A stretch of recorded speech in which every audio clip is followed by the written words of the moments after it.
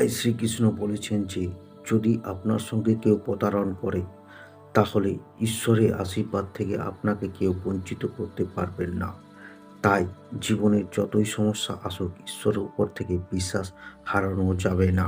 তাই ভগবান শ্রীকৃষ্ণ বলেছেন যে জীবনের আমরা সবাই সঠিক মানুষের দেখা অবশ্যই পাবো।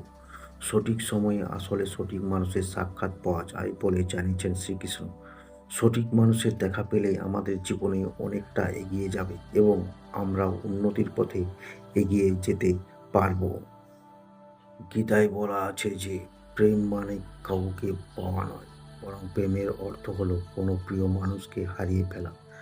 প্রেম আমাদের আত্মত্যাগ করতে শেখায়। ভালোবাসা আমাদের কোনো কিছুই কেড়ে নিতে বা দাবি করতে শেখায় না, বরং ভালোবাসা আমাদের শেখায় কিভাবে নিজের সব কিছু উজাড় করে দিতে হয়। কোনো ব্যক্তির প্রতি অতিরিক্ত অনুরাগ ভালো নয় বলে গীতায় জানিয়েছেন শ্রীকৃষ্ণ। কারণ অতিরিক্ত অনুরাগ আমাদের ক্ষতি করে।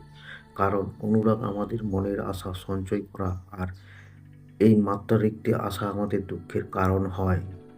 গীতায় শ্রীকৃষ্ণ বলেছেন যে আমাদের নিজের জীবন সম্পর্কে যে কোনো গুরুত্বপূর্ণ সিদ্ধান্ত নিজেদেরকে নেওয়া উচিত, কারণ অন্য কারোর কথায় কোনো জরুরি সিদ্ধান্ত নিলে আমাদের পরে অনুতপ্ত হতে পারে।